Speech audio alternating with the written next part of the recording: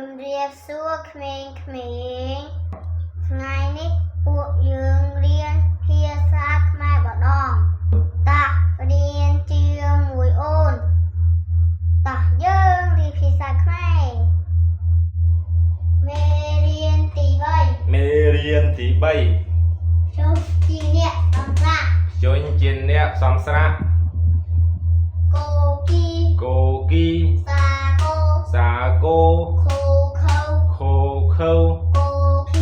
គោខៀអានត្រូវមើលជុំងឺឃុំអានត្រូវមើលឈោស្រៈអីគេឈោស្រៈអ៊ូឈូឆញូញួគោញីតូទាពុះពៀ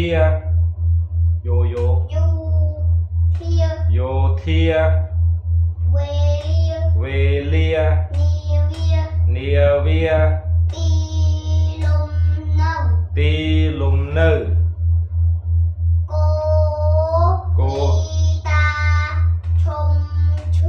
គោញីតាឈុំឈឺ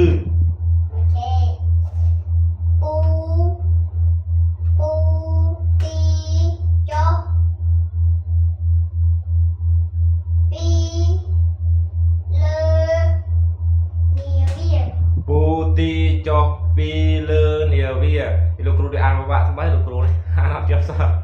លោកគ្រូនេះតោះអានទៀតលោកគ្រូតាឌីដើសំ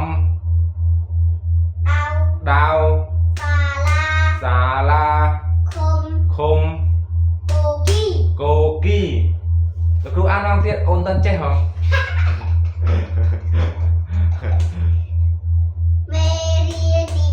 មេរៀនទី3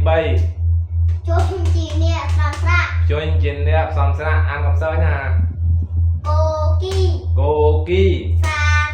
សាគោខោគោខៀជុំងឺឈូឆញូញួគោញីតូទាពុះពៀយោធាវេលានាវាទីលំនៅទីលំនៅ Merci cô nhí ta chôm chư pu tí cho lòng cho pi lơ nia vía ta đi ta som đau